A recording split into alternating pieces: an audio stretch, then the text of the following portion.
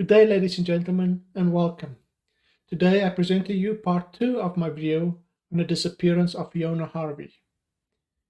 The primary focus of this video will be to investigate and to critically assess the strength of the evidence against Gert van Rooyen. But before we continue, please become a partner in crime and hit that subscribe button. Your support will be appreciated and will only encourage me to keep on making videos like this.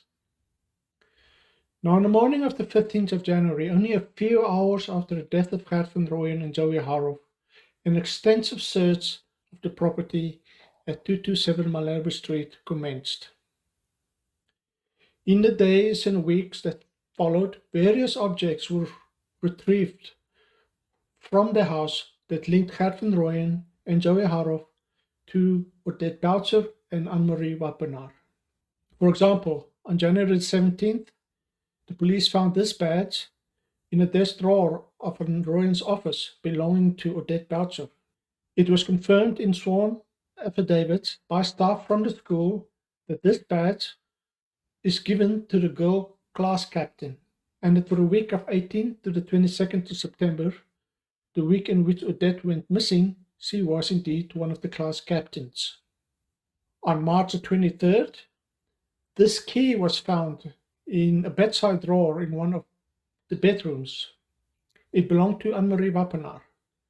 The police actually went to the Wappenaar flat in Kempton Park and tested the key in the front door, and it could open and lock the door. On January the 29th, the parents of Tracy Lee Scott Crossley, Odette Boucher and Anne-Marie Wappenaar and Yolanda Wessels visited the house at 227 Malherbe Street.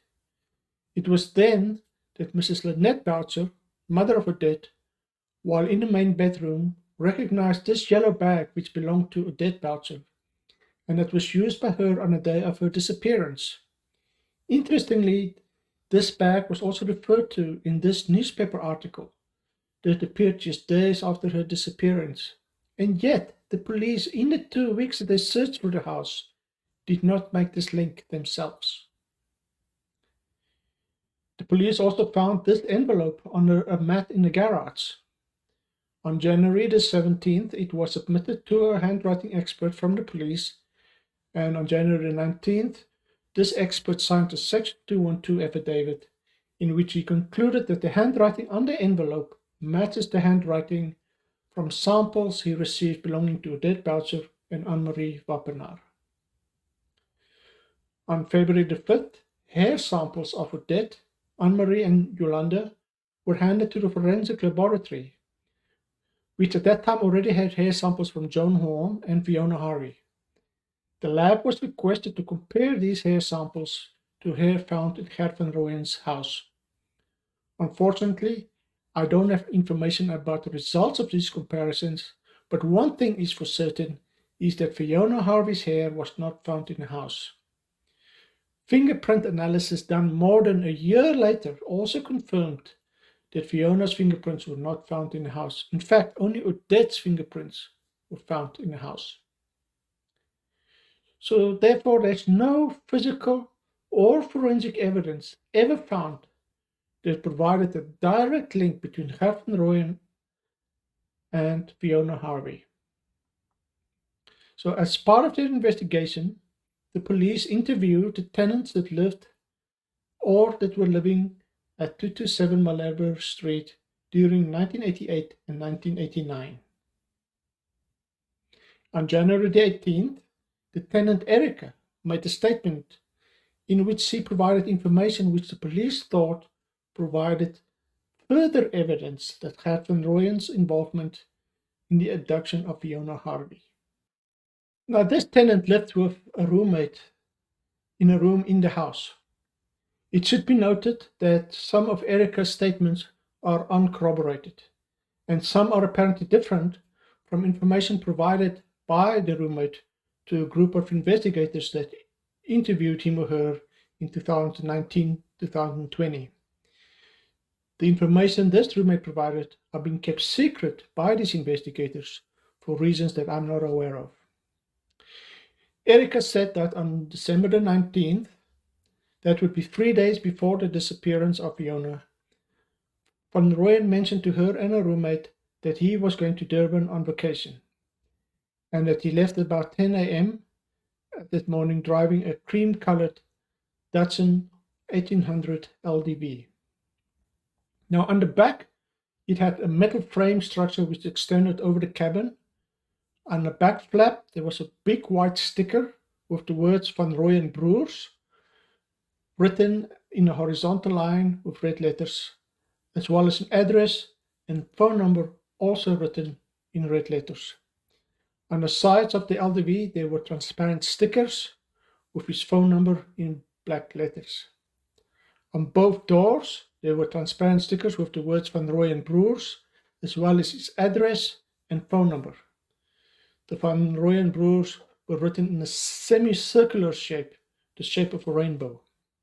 She said that Van Rooyen returned on December the 26th at about 6 p.m., just about the time they were going to feed Van Rooyen's dogs.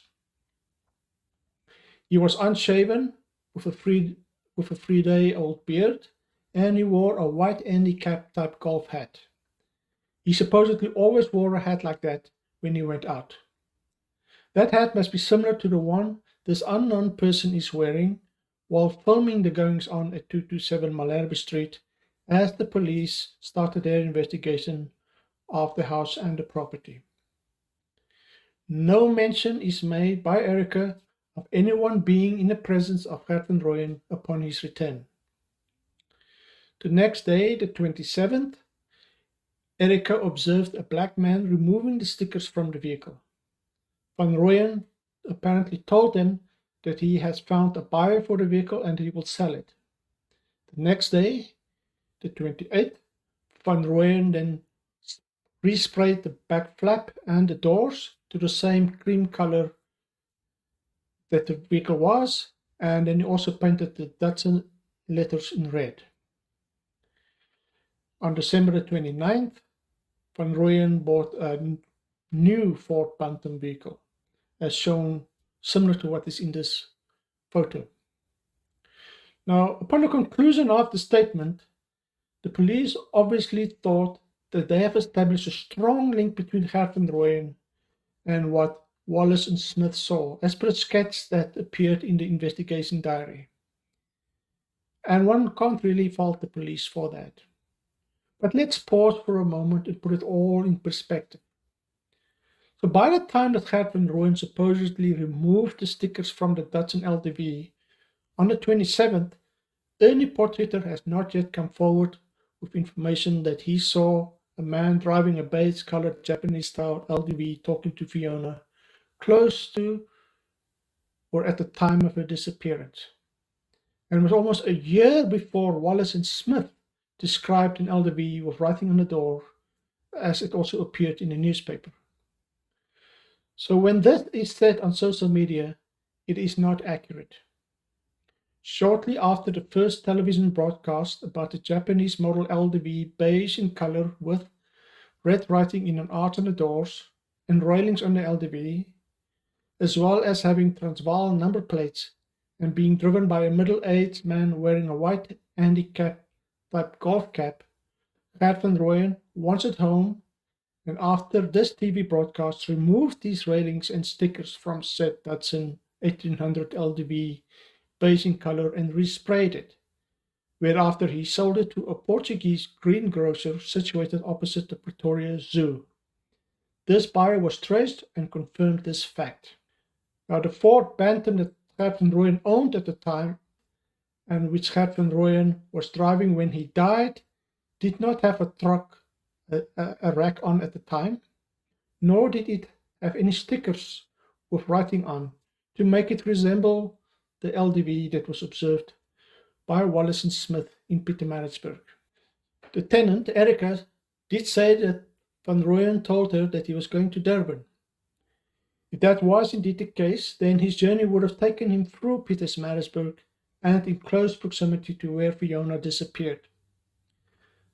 There are some investigators, however, that believes that he rather visited a female friend of his in Pietermaritzburg that stayed in an apartment about 1.5 kilometers away from where Fiona disappeared.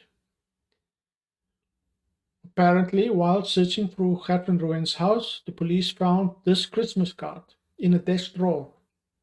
They also found photos of this lady, and according to this lady, Catherine Rowan was one of many people that she sent a Christmas card to. The exact nature of the relationship is unclear, but irrespective, because Captain Rowan had this Christmas card in his possession, the police presumed that Van Rooyen must have received it directly from the lady during this trip, and that it is therefore obvious that he was with her in Pietermaritzburg at the time that Fiona disappeared.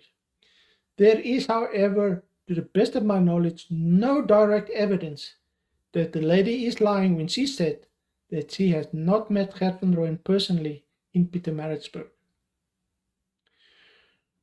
According to Gert van Rooyen's son, there is evidence in the form of receipts and check stubs that his father was working in Pretoria at the time he was supposedly on holiday to Durban.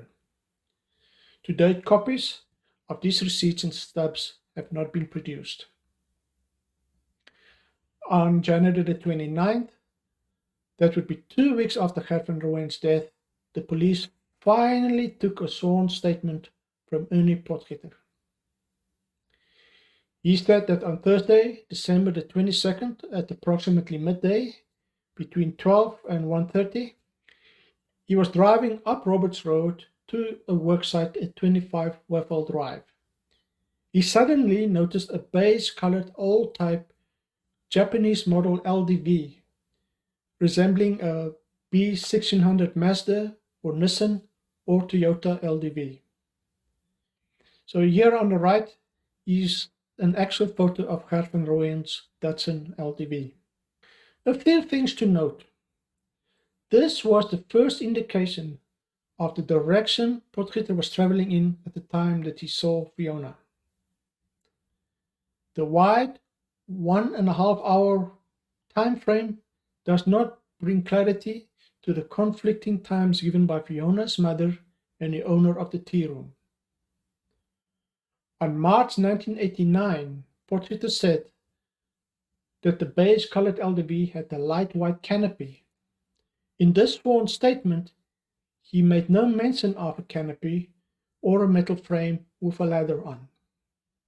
In none of his interviews or in the sworn statement, mention is made of red writing on the doors or on the back flap of the vehicle. And also, he does not mention a Datsun as a possible make of the vehicle. Now, Potgieter then goes on to say that across on the other side of the street, he noticed a young girl on the grass verge of the street looking at the driver in the LDV.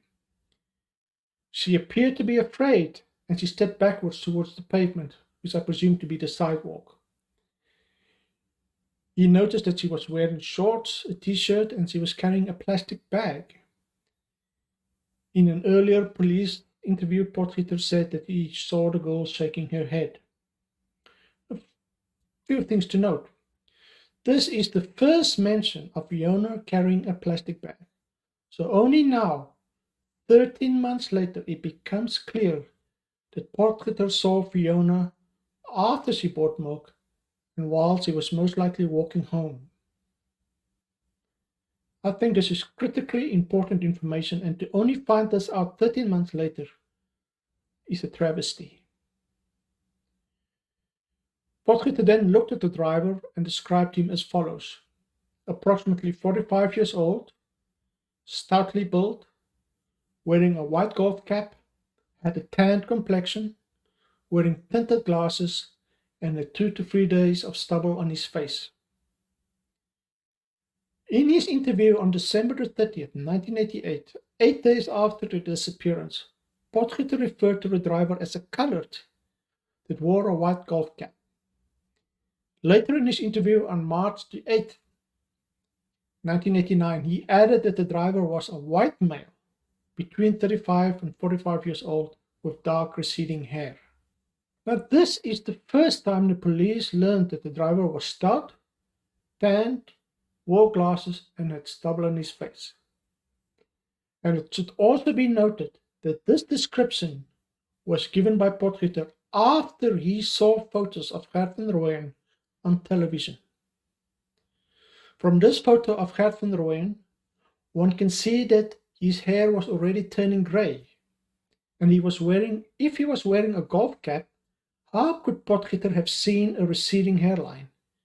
And most of the visible hair would have been grey and not dark as he claimed. In his sworn statement, he did not mention that the driver in the LDV turned around and then drove towards Fiona as he did in his interview on December the 30th, as was confirmed by another witness who said he saw a white LDV making a U-turn at the place where Potgieter saw this LDV. So from all this information, I presume that Fiona, after speaking with the LDV driver, kept walking up Roberts Road on her way home, and that the LDV driver then had to turn around to follow her. Potgieter said that he only saw the driver from the side. He could not assist the police in drawing up an identikit of the driver that he saw for that reason. And then during January 1990, he saw photos of Gert van Rooyen on the television.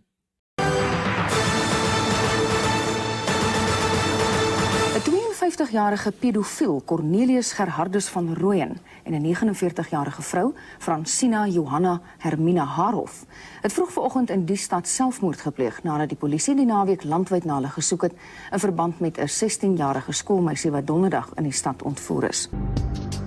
Die polisie het van Rooyen en Harhof met die 6 meisies se verdwyning verbind. And he thought that he closely resembled the driver of the base LDV that he saw. He then goes on to say that he has not had the opportunity to view a photograph of this person, Gert van Rooyen, from the side in order to confirm his suspicions fully. Take note of the word suspicions. He also identified a white-colored golf cap presented to him by the investigating officer as being identical to the one that he saw the driver of the LDV wearing.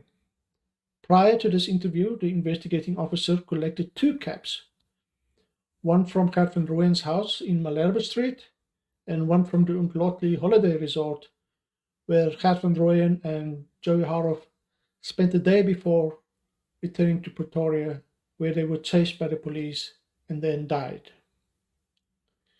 Now, on February the 2nd, the investigating officer finally took a statement from Brenda Wallace. A statement from her mother, Mrs. Smith, could not be obtained because she was back in Ireland already. Now, according to Mrs. Wallace, on December 22nd, 1988, she and her mother, Mrs. Smith, were sitting on the veranda of the house at 55 Kitchener Road. She said that at approximately 12:45, they both noticed a white LDV stopping in the street opposite the premises where they were staying. The motor vehicle had a canopy onto which a ladder was tied. On the driver's door, she observed red writing, which was in a crescent shape. She could not recall the wording except that it had a similar color as the Natal Witness logo. The motor vehicle appeared to be in a good condition and was driven by a white male with dark hair. She could not get a clear view of the driver because she only saw him from behind. At some point, the vehicle moved forward for a short distance and then stopped again. She considered the actions of the driver as peculiar, and she has also seen the same motor vehicle in the same spot at approximately the same time the day before for a period of approximately 10 minutes. The interviewing officer then showed her a photo of a Ford LDV with similar writing on its doors as the LDV that she saw on December the 21st and 22nd.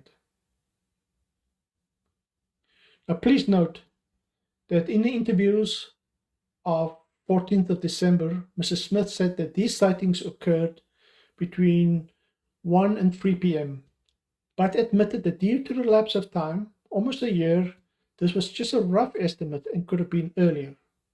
A few observations. If the driver was Gert van Rooyen, why would he have taken the ladder with him on holiday? There was no mention that the driver was wearing a white hat. The driver supposedly had dark hair, whereas we know that Catherine Rowan's hair was already turning grey. They did not mention the red writing on the back flap, which they would have seen when the vehicle moved forward and then stopped again. There are no photos in existence of any of Van Rooyen's LDVs with red writing on the door. So how could Mrs. Wallace have been shown a photo of an LDV with red writing on the door? The observations by Wallace and Smith raises two important questions. Was the LDV that they saw the same as what Potgieter saw? And why did the vehicle stop there for 2 days in a row? Potgieter and Wallace's statements have a base off-white Japanese LDV in common, as well as that the driver was male with dark hair. Both statements speak of a canopy.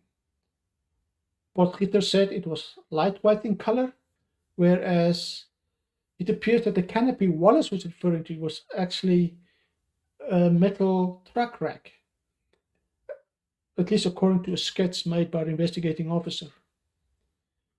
Would Potgieter, who was in the renovating contracting business, would he have referred to a truck rack as a canopy? I don't think so. Now, Potgieter's statements do not mention important features such as the leather on the rack, as well as the writing on the side doors and the back flap. Can we say with certainty that the two vehicles were the same vehicle? In all honesty, I don't think we can do that. On the other hand, allowing for normal and natural inaccuracies and inconsistencies in statements drawn from imperfect human memories, I don't think we can completely exclude the possibilities that the vehicles were the same. I would just say at this time it's inconclusive. In the same vein, can we say with all honesty and certainty that the driver of either of the vehicles was Gert van Rooyen? I don't think so. Nor do I think we can completely exclude the possibility that the driver was him. He does fit the loose description provided by Potgieter. However, there are many people that fit that description. One cannot be certain. And probably the strongest identifying feature is the white handicap type golf hat. And then again, there are many people that wore hats like that. If you remember from the first episode, there were at least 5 people that came forward that they saw a vehicle in the vicinity of Kitchener and Moreland. If a vehicle that they saw was involved in the abduction of Fiona, then I find this personally very worrisome, as it appears to me that they were waiting for Fiona to make an appearance. This is the view that the driver would have had, and would have given him an easy view to see Fiona turning down onto Kitchener or coming up Kitchener before turning onto Moreland. Was Fiona targeted, pre-selected? Was she targeted specifically because she fitted a certain demographic profile that human traffickers were looking for? Apparently very young, blonde and blue-eyed girls were very popular and fetched high prices, and they would be put on ships in Durban Harbour to be sent to the Middle East or Asia. On February the 5th, police took a statement from Etienne. He was a builder that had worked for Gert van Rooyen during November and December 1988, and he lived in a wooden hut on the property. He said that Gert van Rooyen lived in a house and that there were 2 tenants that lived in a room that they rented from Gert van Rooyen. One of these tenants was Erica, the one that saw Gert van Rooyen leaving and returning from his supposed holiday to Durban. In another outside of the room lived someone called Eben. Now, Etienne said that in December 1988, Gert van Rooyen suddenly and without notice demanded that all the tenants move out. He said that Gert van Rooyen even called the police to evict him, and soon after that all the other tenants moved out as well. Gert van Rooyen said that he was getting married and that they wanted the place to themselves. Now we know that Erica and her roommate moved out on December the 31st. So by February 1990, the case against Gert van Rooyen, as it relates to the abduction of Fiona Harvey, is completely based on circumstantial evidence. Let's see how the evidence against him stacks up, and if cumulatively there is enough evidence to tip the scales to a verdict of beyond reasonable doubt. You be the jury. Gert van Rooyen certainly fits a profile of someone that could have committed this crime. He previously abducted and molested 2 young girls, and a psychiatric evaluation diagnosed him with psychopathic tendencies. Gert van Rooyen does not have an alibi. He could have been in Pietermaritzburg on the 22nd. We don't know his exact movements after he left home for his supposed vacation to Durban. However, this circumstantial evidence is weak because no one has actually seen him in Pietermaritzburg. No direct evidence. Now, a person matching Gert van Rooyen's description, especially the Andy cap type golf cap he liked to wear, was seen talking to Fiona at the time and place of her disappearance. This evidence is also weak, as Potgieter's identification is based on suspicion, and the vehicle he has seen this person in does not match Van Rooyen's vehicle, in that it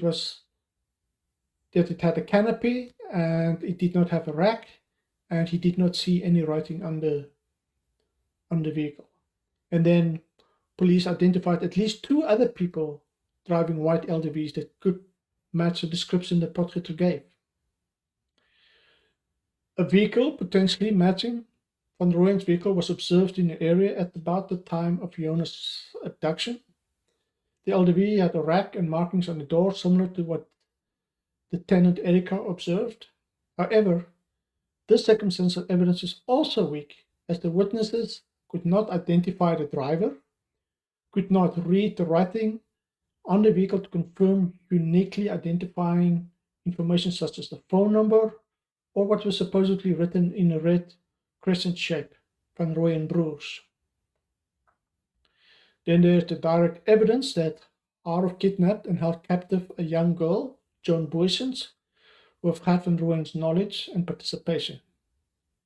And then there's the strong evidence to link Van Rooyen and Harov to the abductions of Dit Belzer and Anne-Marie Wappenaar, based on the objects that were found in Van Rooyen's house: the bag, the class captain badge, the keys, and the envelope.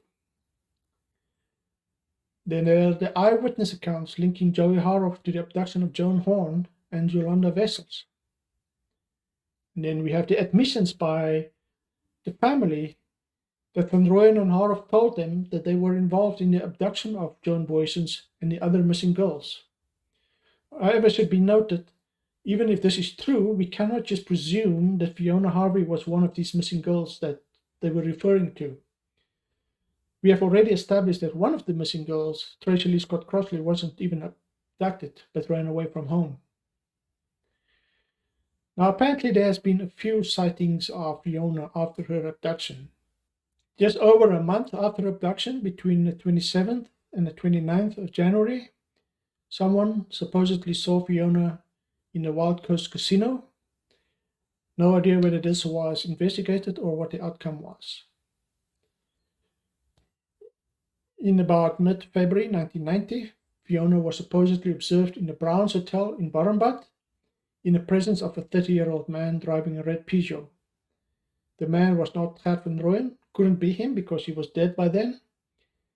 And according to the receptionist, the man said that he was the girl's father and that the girl looked drugged, and yet she didn't do anything. The next morning, some people seemed to recognize Fiona, but they left before the police could arrive. According to the receptionist, there were used condoms in the room and signs of alcohol and drugs. On the other hand, the police officer that attended the scene to compile identikits said that there were no signs of sex in the room.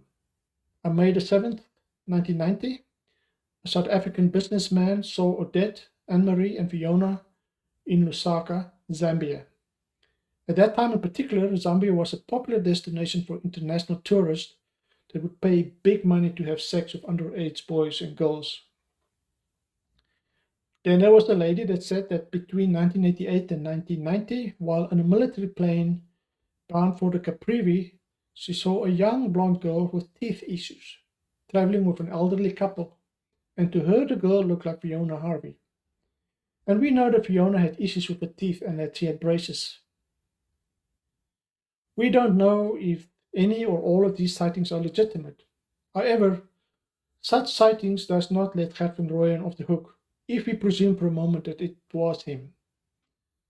To an abductor, a girl can just be merchandise, a source of income to be used, to be rented out, or even to be sold to someone else for the right price.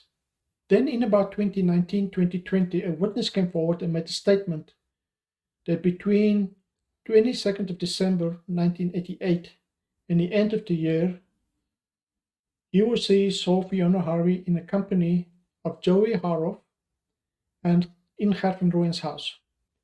The witness was presented with an array of 30 different children, and the witness picked out Fiona Harvey. This witness wants to remain anonymous for security reasons. I don't fully understand what the fears are and what the witness is afraid of. For this reason, I have not been able to get hold of the witness's statement, and I've not had the opportunity to scrutinize it, and I'm not just going to accept it as fact, and neither should you. A couple of personal observations. Now, I'm pretty sure that this person had prior knowledge of what Fiona looked like before this witness was presented with 30 photos of different girls. Photos of Fiona have been in the newspapers, magazines, and widely available on the internet. So the fact that the witness could identify Fiona does not mean much or anything at all. Why would this person wait for more than 30 years to come forward with this information? Throughout my research for this episode, I have come across several sworn statements that can be proven to contain outright lies to various degrees. There are four main reasons. Firstly, to get back at someone.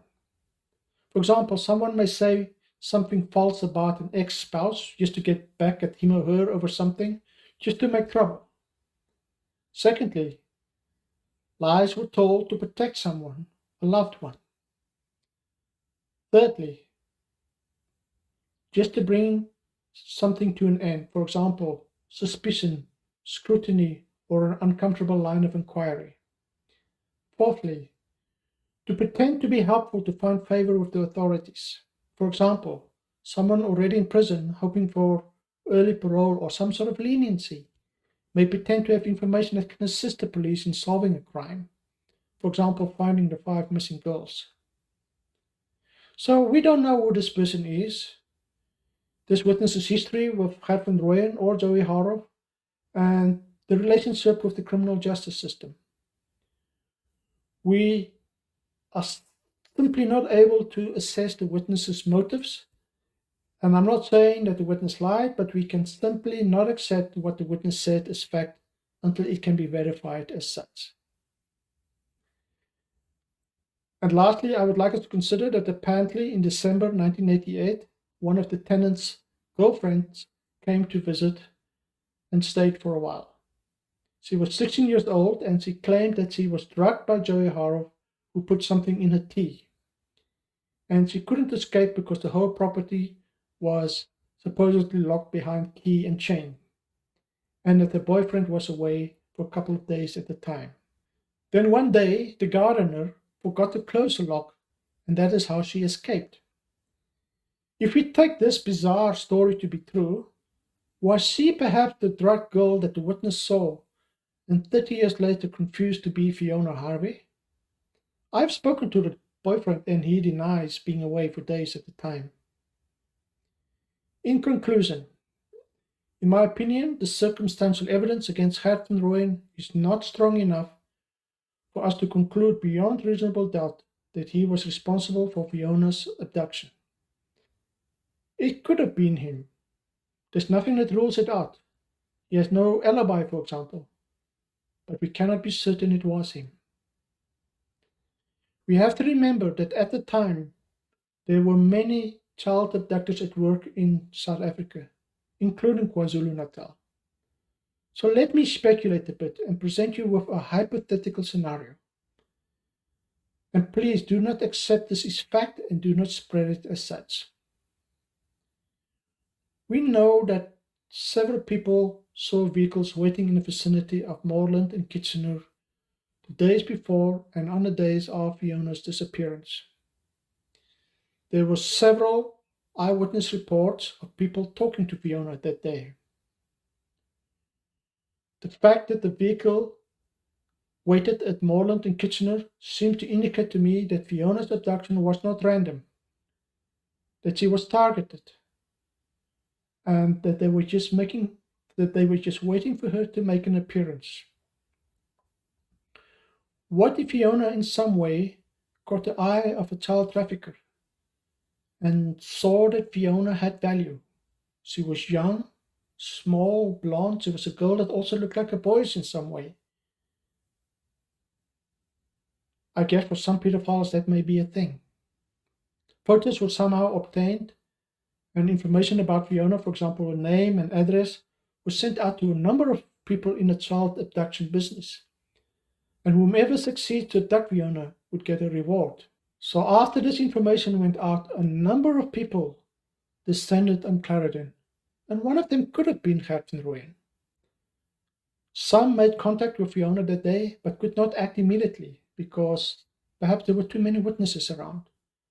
But one of them was successful, and Fiona was taken to the trafficker, presumably somewhere in Durban, who hid her away until he found a buyer, and then she was shipped to the customer, most likely waiting for her in the Middle East or Asia. So that's it, ladies and gentlemen. We don't know for sure what happened with Fiona Harvey, and I sincerely hope and pray that one day we will get all the answers. Thank you for your time. Thank you for your support. Until next time, thank you.